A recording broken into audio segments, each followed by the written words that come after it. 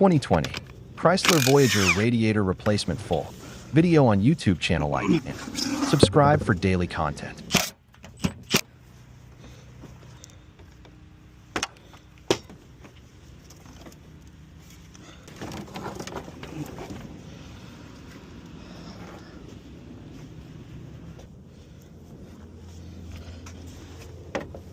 This space or no? Why are you gonna unbend it? No, like to make this